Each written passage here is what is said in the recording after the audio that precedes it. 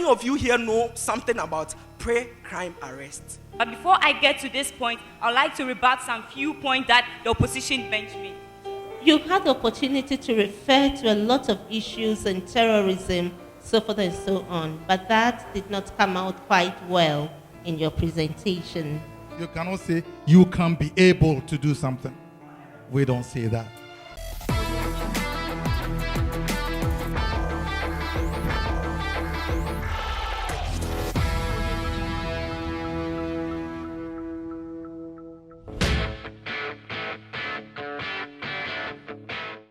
Once again, welcome to yet another exciting dialogue on the Yas Intellectuals right here at KNUST College of Science Auditorium in Kumasi. It is still the knockout stage. Let's join in the battle of the halls. Who emerges the primus inter pares, the first amongst the equals?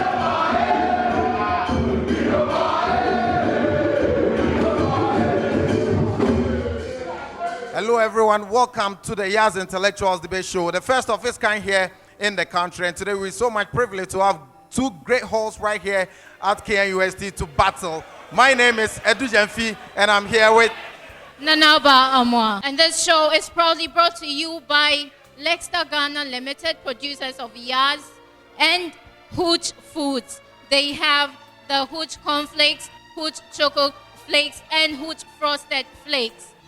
So on this note, we take a very short break here. We'll be back to continue the program.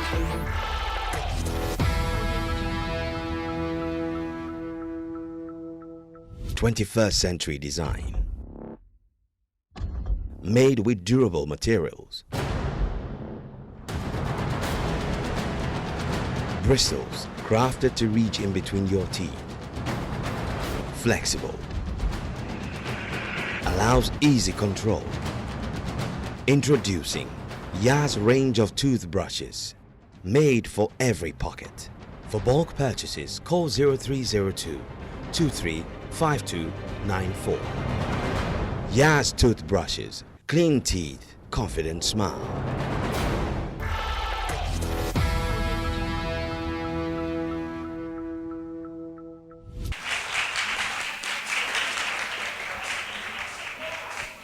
Okay, welcome back from that break. So today, I believe that the debate is going to be very heated because the halls we have are two amazing halls. Yes, University Hall, popularly referred to as Katanga. The destiny of this university lies in positive dynamism for Damata Katangese. We are the best hall. First and foremost, we are called fellows, or fellow Katangese. And I would say that God himself is a fellow. Katanga is the best hall simply because we dominate in every aspect and we excel in every aspect. This is a hall that won the recent KNUST Inter-Hall Debate Contest, and we surely are taking this contest hands down. Katanga is the best one in the sense that we bring people out for the nation. So any challenge you put, we bring before us. We are up to the challenge, and we can give you the best. We have Katanga and the rest. And KNUST, there are two main halls here. And Katanga is a hall that dominates every activity that goes on here in KNUST. Katanga is separated from all the other halls, which makes us unique in our own way. I'm sure with this debate that is going to be national, I'm sure Katangese are well prepared and they've won already.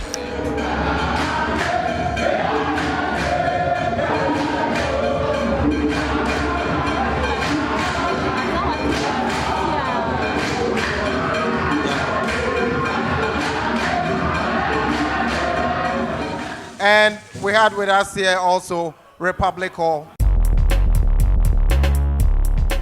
Bongo! Set the pace! Now let's talk about Republic Hall, the great Republic Hall. Trust me, lots of people boast about their halls. We don't boast, we talk about reality. Wherever we go, we set the pace. Whether it be in Ghana, West Africa, East Africa, Africa in general, in fact the whole world, we just set the pace. Rapport has taken place in everything when it comes to academics, entertainment, sports, and facilities. And I'm not going to talk much because empty barrels make the most noise. What do you want to know about Republic Hall? We're simply the best. In everything we tend to lead. For about 3 years now, KNUST has won debate competitions in Ghana. And majorly they are constituted by people who stay in Republic Hall. When it comes to academics, we're also number one. With regards to this upcoming debate, trust me, rapport is going to be rapport. We're going to set the pace. We're going to be the best. You're just going to destroy the whole place for you guys. Is it about debate? Come on, don't even go there. I mean, watch out for us, intellectuals. We are coming like kakai.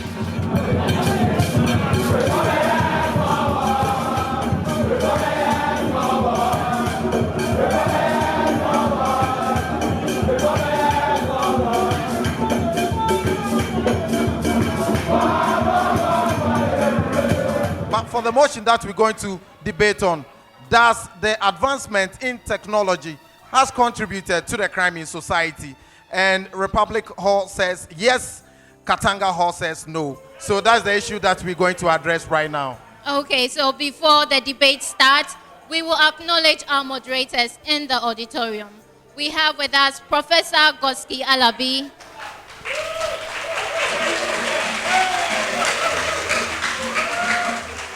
And we are also privileged to have Dr. Oseni Adam.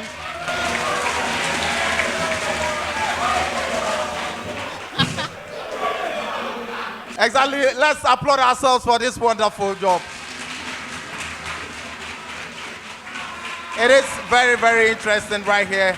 University Hall, referred to as Katanga, and again, Republic Hall, all coming from the Kwame Nkrumah University of Science and Technology. Okay, so before the debate commences, would like the debaters to take note of these. When the bell is rung once, it means that you have done 1 minute of your assertion. And when it is rung twice, it means that you have 2 minutes left to finish with your assertion. And when the bell is rung continuously, that means that you should bring your assertion to an end. And please, let's kindly desist from trying to speak more after the bell is rung. All right, so we wish all of you the best. And so we set a motion with Republic Hall. The chairperson, panel of judges, accurate timekeeper, co-debaters, fellow students. I am Adefio Leslie, representing Republic Hall, and we are here to debate on the motion, does the advancement in technology contribute to the crime rate in our society? And we say, yes, indeed it does. But to what extent does this rate, or does this contribute? And we are saying that it contributes to an increase in the crime rate. Now, there is this popular statement, or there is this popular notion that the more sophisticated our lives are, the more sophisticated our problems would be. And notwithstanding this, when you have advancement in technology, you are definitely going to have the problems associated with advancement in technology. A problem known and understood makes identifying the solution easier. We would want to also allude to the fact that, yes, there are other crime rates, or there are other issues that affect crimes in Africa. Particularly, you can point to the fact that there are political factors such as state fragility, state failures, and as well as inter-ethnic injustices, which also contribute to crimes that happen in our country. Like, for example, you can set an example with the case or the genocide that happened in Rwanda. But that notwithstanding, United Nations Office on Drugs and Crime actually alludes to the fact that economic factors also push Africans to commit crimes.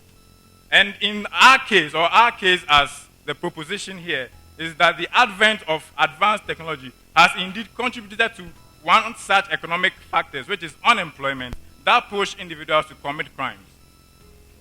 Now, first and foremost, we would like to look at the impact of technology, and we would like to look at artificial intelligence on employment. Well, what one may ask, what exactly is artificial intelligence? Well, artificial intelligence is a system or a computer system that actually allows a computer to actually allow computers to actually do the same job that a rational human being can do, actually take decisions that a rational human being would do. And I would like to cite an example with this. There's this program or this system called Enlightic, which is a system that is 50% better at classifying malignant tumors than 3 expert human radiologists that are working together. And this is actually a fact from The Economist, dated 25th June 2016 by Michael Morgenstern. According to the great economist Wassily Leontief, the pace of modern technological change is so rapid that workers unable to adjust will simply become obsolete, like horses after the rise of automobile. This is what has actually happened to horses. We definitely now see that horses are not used currently in our mode of transportation. We use the automobile. And that again goes out to highlight our point. We say that individuals in frictional unemployment as a result of they losing their jobs because a certain computer, a certain artificial intelligence can actually do the job better, would now need to actually fend for themselves. They will actually have to resort to other means to actually fend for themselves. And as Abraham Maslow clearly stated in his hierarchy of needs, that individuals would basically check their physiological needs. They would need, or they would look at their need to actually feed, their need to actually have shelter, and some of these basic needs or basic things that will actually support their lives, even before they think about anything else other than anything else. Now, again, we would like to highlight that there is actually a backlog of unemployed people already in the system, and therefore, if this advancement in technology, which we cited an example as artificial intelligence, actually comes back, then you are actually going to pile on to the unemployment rate that is actually occurring. And there is this estimate that 5 to 10 million jobs will be lost each year due to technological change. And this again is from the same paper that I cited. One may wonder, or one may say that, well, AI technology or advanced or artificial intelligence is something that is happening in the advanced countries. But I would like to let the House understand that Ashraf Miru, he is a Ugandan telecommunication engineer who has actually designed a robot that can actually replace humans in factories. So this is actually something, and he's in Uganda. This is actually something that is happening here in Africa. So we cannot say that it is not, or it is beyond us, or it is not here, so we can just relax. Now, the second point that I would like to raise is that the advent of advanced technological systems has actually led to the innovation of criminal schemes. You can actually look at you can juxtapose the types of crime that actually happened in the past to the kinds of crime that are actually happening present. And one thing that you can actually look at is cybercrime and the youth. There is definitely what we are seeing now is the rising instance of mobile money scams.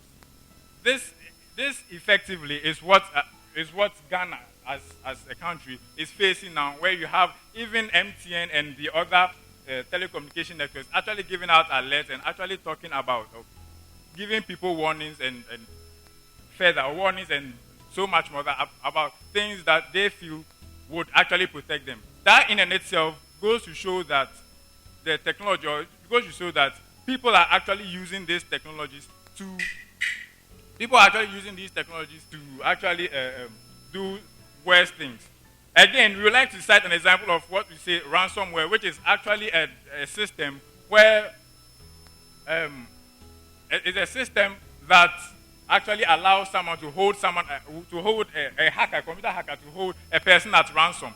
Why or how do they achieve that? They actually do that by putting in a sort of malicious code to the user of the system or the user of the computer. If the person does not input cryptocurrency, for example, bitcoins, to the hacker or to the person who is actually sending that ransomware, then that person would not be able to use their system. This is what technology is actually bringing. This is the sort of innovative schemes that the criminals have resorted to now.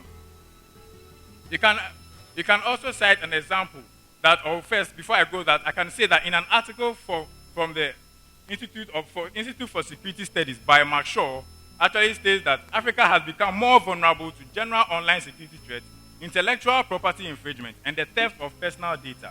After all, 80% of all PCs are infected with virus and other malicious software. And we'd also like to look at the impact of social media technology as a source of cyberbullying, which is in itself a crime. And cyberbullying has actually led to the depression, which inherently leads to suicide, again a crime. As one thing that we should also know about this whole technology thing is that, in fact, this great institution, KNUST, has actually suffered from such thing. We've had a situation where a student from KNUST has actually gone on to be recruited by ISIS or to actually be indoctrinated by ISIS to actually go there and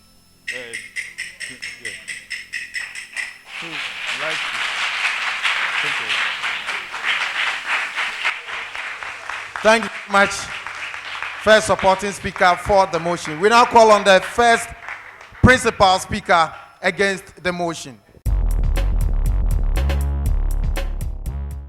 Panel, let's not be brain chained and brain shackled by the arguments that my opponents are bringing on board, because crime has been in existence long before the advent of technology, before the creation of guns and bombs. Things before the invention of even swords and knives, you could see people killing each other with their hands and their fingernails. Why do we then push this blame to the advancement in technology? The chair panel of judges, our creator timekeeper, distinguished guest of honor, ladies and gentlemen, I am Justice Apia, and a resident of the University Hall, the only university in a university, and I'm speaking as a principal speaker for the motion. Does the advancement in technology contribute to crime rates in a society? First and foremost, I would like to explain some key terms in the motion. What is advancement? Advancement is to promote a certain cause or plan. And what is technology? The practical application of scientific knowledge. Then we need to look at one thing that is very key in this debate. That is the word contribute. When we say contribute is to add up or is to be responsible for something or an action. That is when it levels the debate to a playground where we can all understand that the advancement in technology increases crime rate in the society, and which we say no to this because it does not increase crime rate in the society. Now let's paint two pictures here. A picture whereby there is advancement in technology and there is high crime rate, which we think it doesn't exist, and another picture where we are going to forgo technology in the system, and we are going to look at forgoing these technological devices, and would it even reduce crime rate in the system? The answer is no. Now, let's focus on the processes within which a crime is committed. First and foremost, how has advancement in technology helped before crime? And how has advancement in technology helped through the process of crime or during the process of crime? Then the last thing I would like to talk about is how has advancement in technology helped after criminal activities? Let's take the first one. First and foremost, let's talk about how it has helped before crime. You see, I would like to talk about what? Crime detection and crime prevention. With the issue of crime detection, we can all attest to the fact that day in, day out, we can see around us the CCTV cameras, we can talk about what? Tracking system, we can talk about GIS mapping systems, which continually bring about surveillance in the system. That is one thing. It continues to monitor the people in a certain society, and these things would keep these people on check that in case they indulge in criminal activities, they will be held culpable for their actions. That is one thing that advancement in technology has brought. Another thing that I would like to talk about is what? The GIS system, mapping system. It is a very nice thing, and we need to embrace it. It is even being taught in this university that we tend to focus on the places more than the people. Where places whereby criminal activities are more, we tend to what? Always and constantly pay attention to these places, so that in case there is any instance of crime, the police will find easier route to reach there earlier, and it will alert other people around that area to head on to safety or safeguard themselves before they are also attacked. Isn't technology good in this sense? Another thing I would like to talk about is what? Crime prevention. Let me amaze you. How many of you here know something about pre-crime arrest? Pre-crime arrest is something that amazes us. Before an individual commits crime or before he has intentions of committing crime, we have technologies that can detect this and arrest the person. Isn't this mind-blowing? I believe we need to give up to technology. Just clap for technology. It is helping in the curbing of crime. That is one thing we are pointing out. It is helping. And how do they do this? Because it plus systems, that's AI systems, which I would which I'll leave the rebuttal for my opponent, for my first supporting speaker to come and handle. Let me focus on the content of my arguments. These things help and track every individual in the system.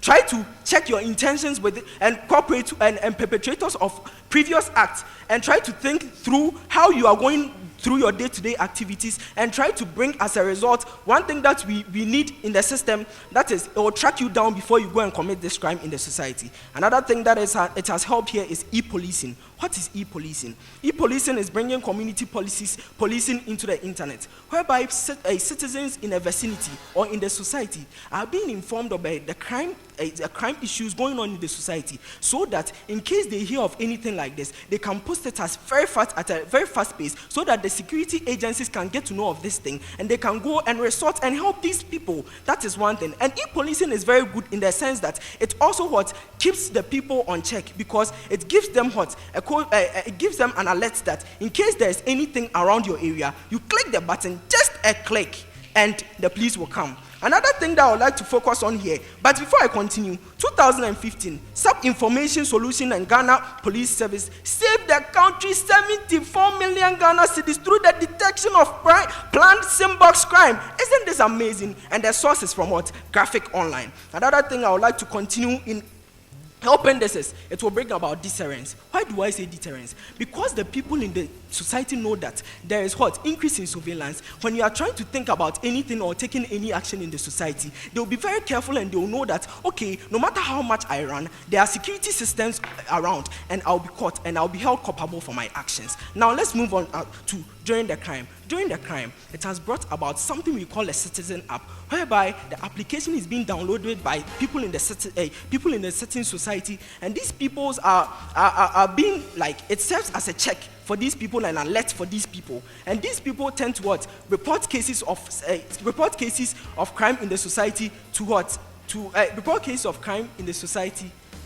the police and security agencies. Now let's talk about during the crime, after the crime. After the crime, you can talk about forensic sciences. Forensic science is the application of science in law. That is one thing that has helped in the society. That is where fingerprints and DNA systems, DNAs are being tracked through investigation to help improve our judiciary systems. That is the criminal justice system. And one thing we have seen, that looking at United States of America and looking at places like Netherlands, they have a trust in their judicial system, because they believe that if someone is being accused of any crime, there is no way the person has not done it, because there are forensic sciences, your fingerprints will be checked, there is a database analysis system which will check everything that you continue to do, so it will prevent you from doing these things. And the last thing I would like to talk about is the issue which is at stake.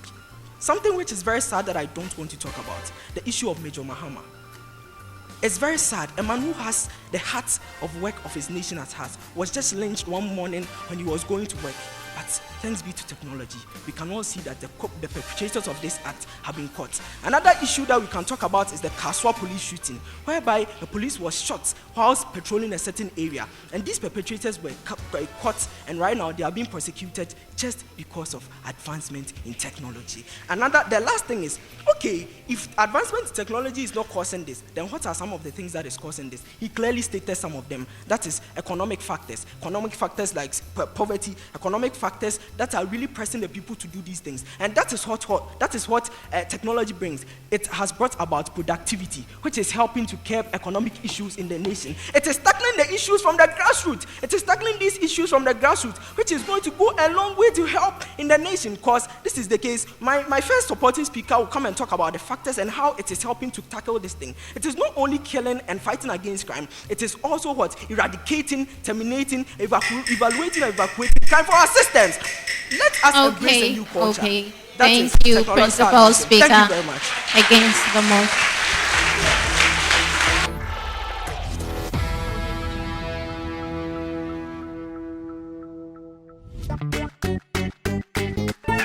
I've got yes comfort. I've got yes confidence. I've got yes freshness. We've got yes protection.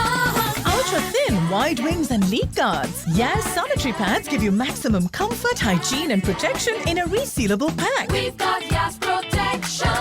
Yas sanitary pads. Maximum protection, maximum confidence. Don't worry, we've got Yas protection.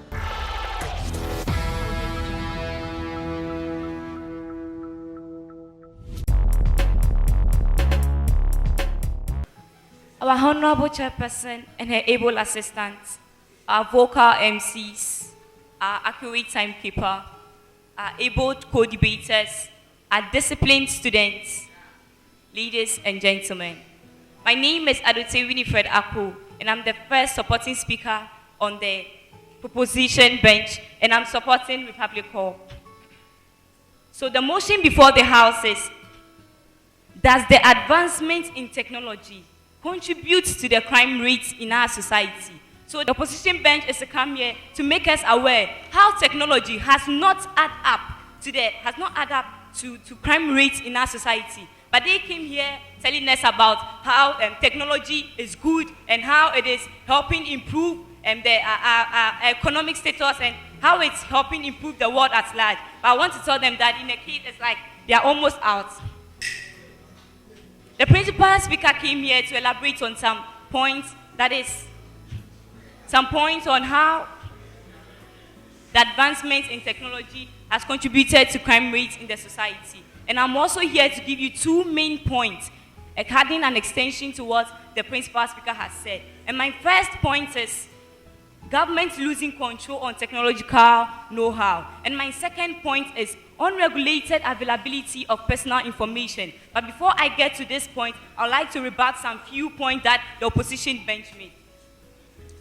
The principal speaker of the opposition bench made notice of the GIS system that is being used to check directions of people, that maybe if someone is somewhere and the police force wants to go and help them out, they can get to the person quickly. But I want to ask them that don't they know that these same cyber hackers, they can make use of this GIS system, that if they want to attack someone, they can get their direction because this GIS system is available for them. And we also have the GPS system that you can even get to view the human being at that particular place, know that the north and the southern direction, exact position of the person. Are they not aware of that? That the IT hackers can make use of this knowledge to also disturb us.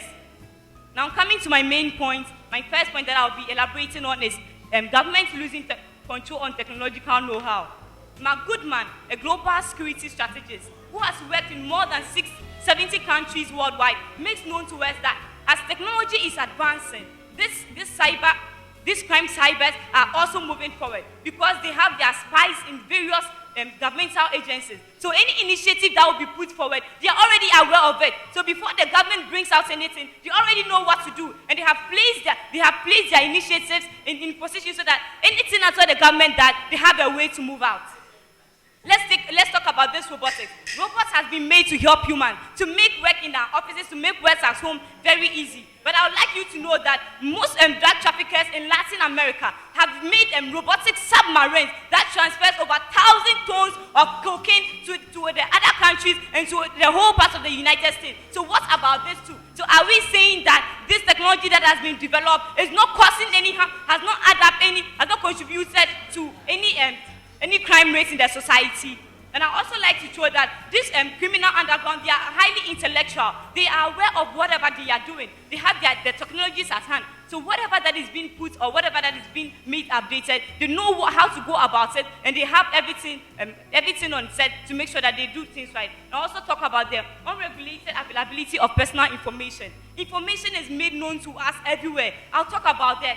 The 2018 terrorist assault that took place in Mumbai, in India. Do you know what they used? They had their AK-47s, and they also had their explosives. But what did they use? They made use of information. They made sure that they knew what was going on WhatsApp. They were listening to the broadcasted news. Because of that, they were able to hack the Pakistan border. They made sure that their forces were armed over there to know the kind of information that is going out. Do you know how they were able to kill their hostages? They did that according to background. If they know, they even use search engines to be able to locate which people are rich and which people are poor. So the rich people are very important to us, and the police force will be trying to come for them because they are very important to society. So they try to keep them, and they try to eliminate the less privileged people. See the way they are using information. Information is being known to us everywhere. You move to Facebook and you have this. Let's take one known person, Bill Gates. His information is out there anywhere. If Bill Gates is going to, let's say, Bill Gates is just going to Achimota restaurant, they'll say that, oh, Bill Gates is going to Achimota restaurant. So if someone wants to do any harm to him, can't the person go straight directly to that place? Yes. So what I would like to say is that the advancement in technology. Thank you very much. First supporting speaker for the motion. We now call on the first supporting speaker against the motion.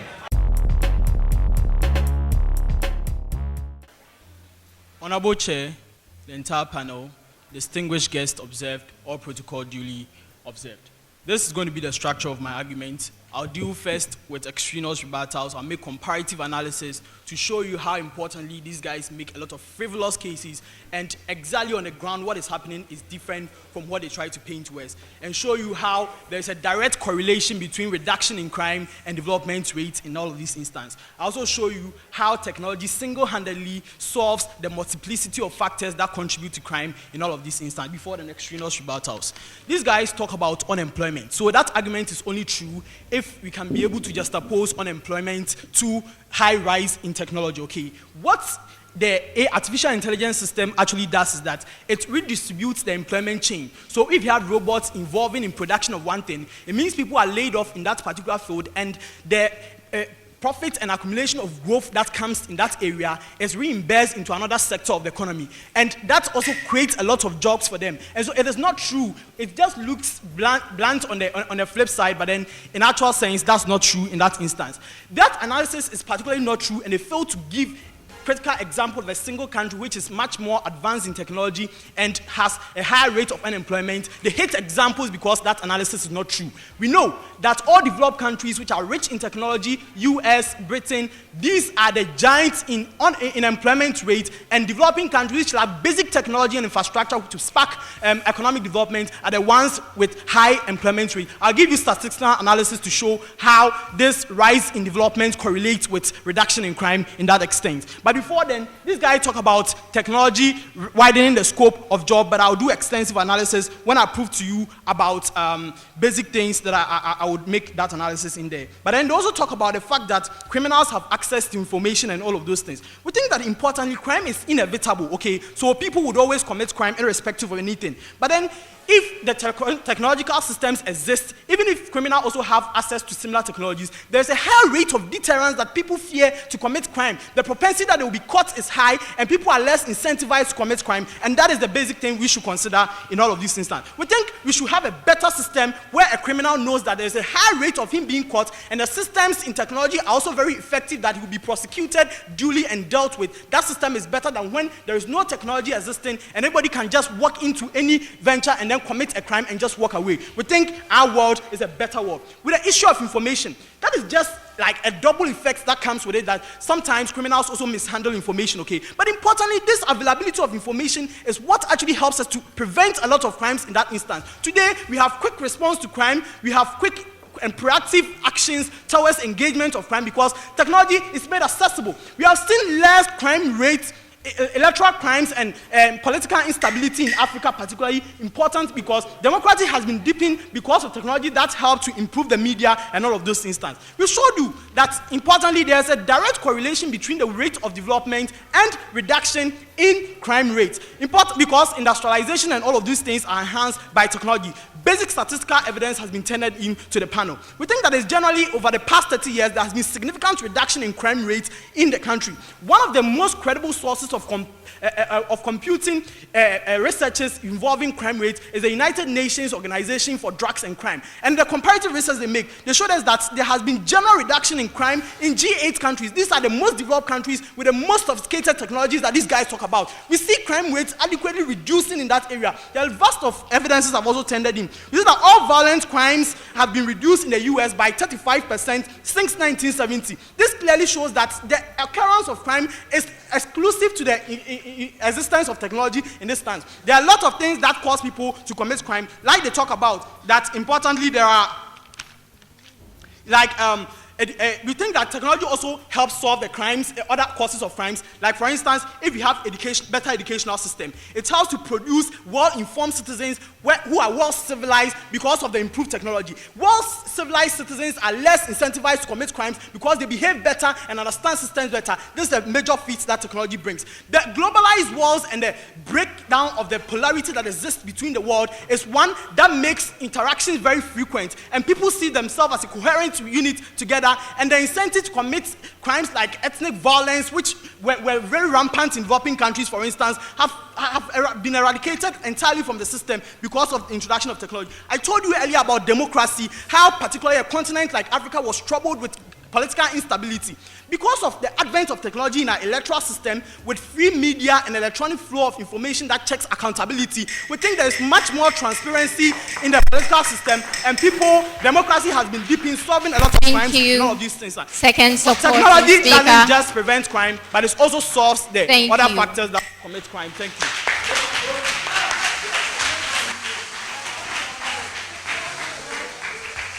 And that was a great assertion made by the proposition team. All right, we would like to acknowledge Lexter Ghana Limited, who produce Hooch Foods. They have the Hooch Cornflakes, Hooch Choco Flakes, and Hooch Frosted Flakes. And the exciting news is that each pack has a free exercise book, which means that Lexter Ghana Limited is fostering national cohesion through dialogue. They believe in that cause. They also have, in the big size, which is the 500 gram of Hooch Cornflakes, they have 10 pieces of 50 grams Hooch Cornflakes. So when you have one big Hooch Cornflakes, you can have 10 pieces of Hooch Cornflakes within that pack. And each pack is airtight, neatly sealed, so you can eat it anytime, anywhere. Okay, can we have the second supporting speaker for the proposition team?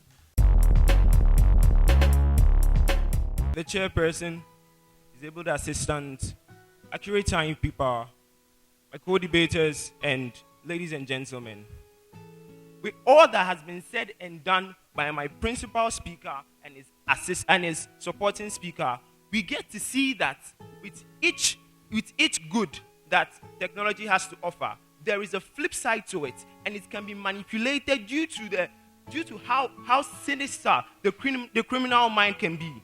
We tell you that with every step forward that technology takes forward, crime can equally take a same step forward or even a farther step forward.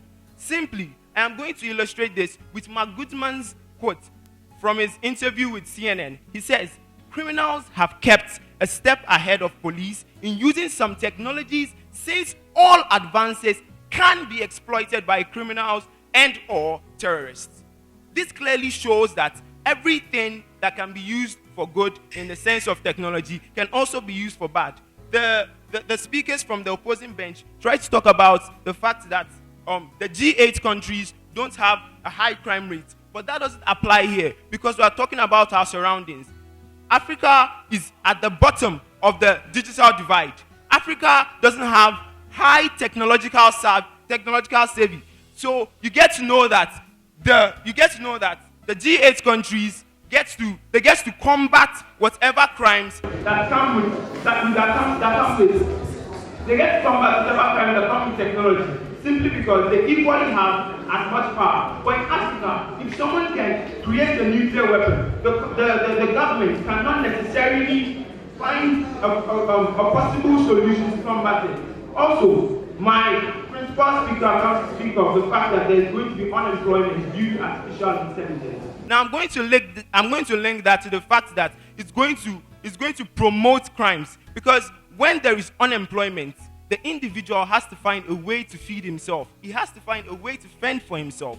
And when that happens, he has to resort to unscrupulous means, which are most times unlawful. So he has to resort to stealing. He has to resort to other things that are not well to do.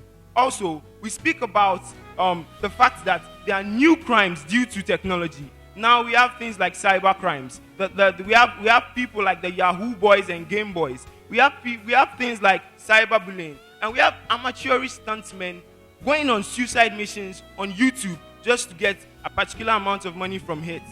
We also talked to you about the fact that government has minimal control over the amount of technology that is out there, because anyone can log on to YouTube and learn how to build a gun. You can just simply log on to YouTube, Google how to search for how to build a gun, and you learn how it goes. You can equally do that.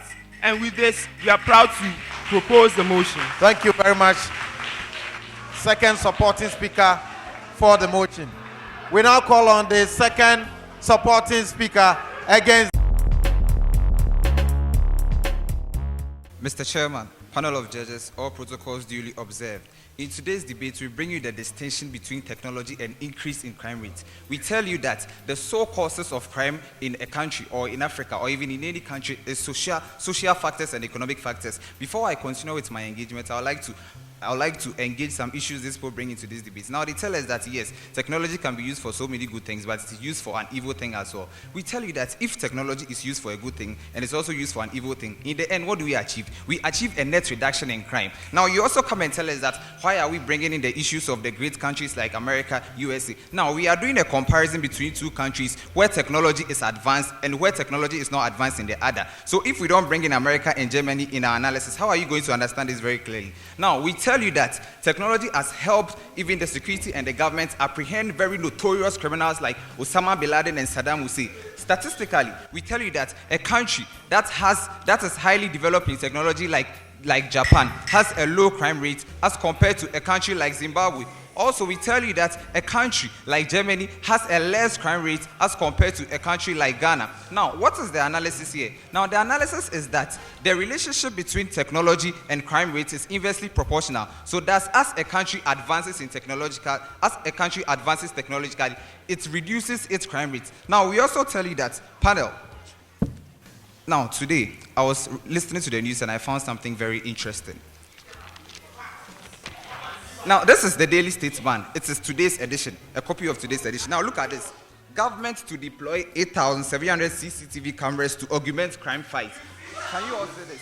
Now, what does this mean? It means that on a national level, even the president has recognized the importance of technology in fighting crime, that he is willing to invest economically in technology. Now, if we say we don't bring issues of Great Britain and America, that is what the president sees, because in Great Britain, they have much of the CCTV cameras. Now, let me bring it down to even here at UST level. Now, we have about 200 security men here, yet there were issues of theft and robbery in here at UST. Until they installed CCTV cameras in the various traditional halls, this issue reduced drastically. So what are you saying, that technology doesn't have a negative effect on crime? Now, this is what we brought you in this debate. We told you that there are various ways that technology has contributed in the reduction of crime. We brought the issue of forensics. We brought the issue of the e-crime system. We brought the issue of the e-police.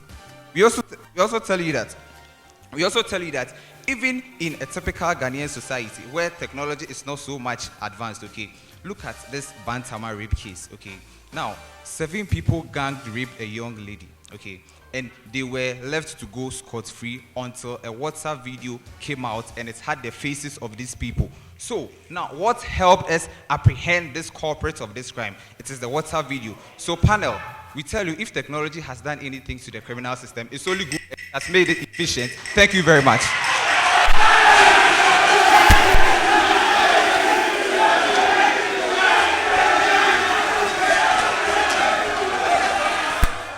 I'm sure from the arguments raised by both opposing sides of the divide, ladies and gentlemen, I'm sure you've made up your own mind and you are convinced whichever side you have taken. But we'll come back after the break to continue the program.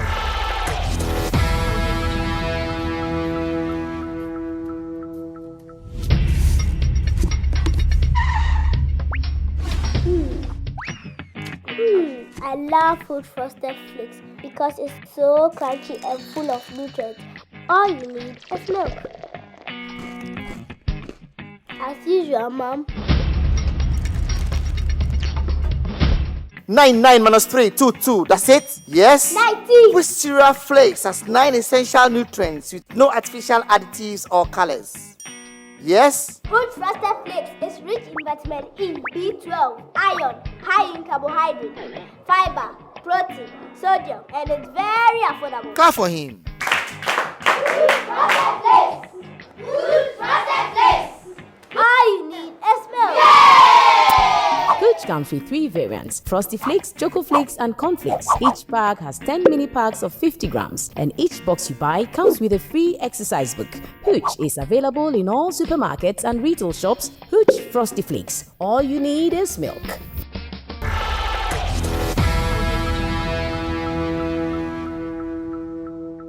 So you welcome back from the break.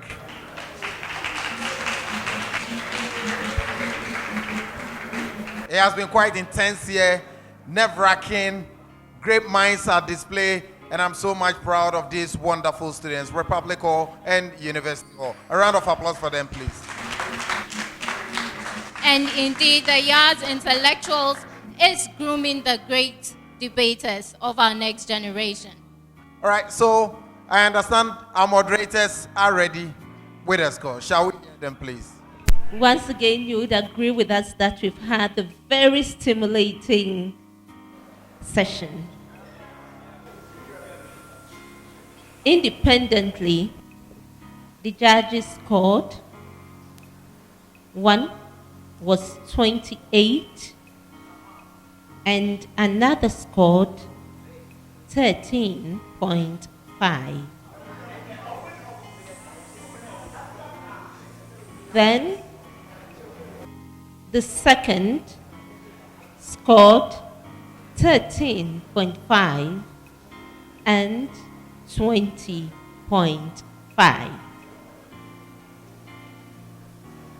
So, the verdict.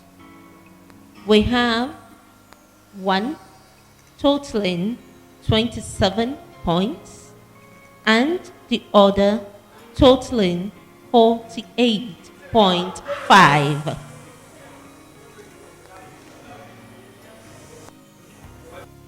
And now, sometimes there are surprises, you know, you can never tell. But now, the winning side was the most well prepared and most well presented, most refined, and that goes to the Katanga crowd.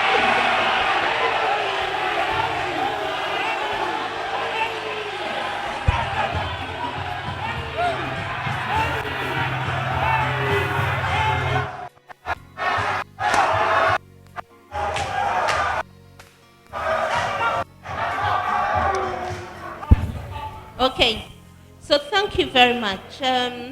I think that on the Republican side, you summarized very well, but we were expecting that we could have additional points from you. Much of your points were summarizing what the earlier speakers have said, and that related to robotics and cyber crimes, I think. Mainly these were the points. You had the opportunity to refer to a lot of issues and terrorism, so forth and so on, but that did not come out quite well in your presentation. The second supporting speaker was definitely phenomenal on the side of Katanga Hall.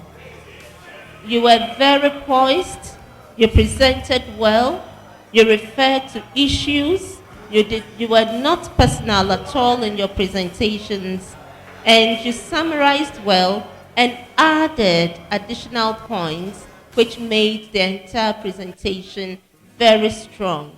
You are definitely a team to watch out for in the entire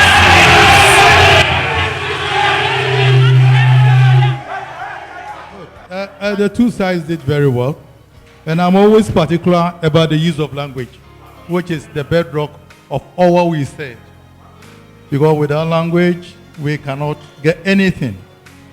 There was one thing I spotted. I'm not pointing out fingers at anybody. I'm just saying it. Please, we can and we will be able to. Do you get what I'm saying?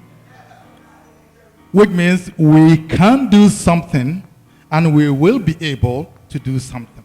We can not be able. That is it. You cannot say you can be able to do something. We don't say that.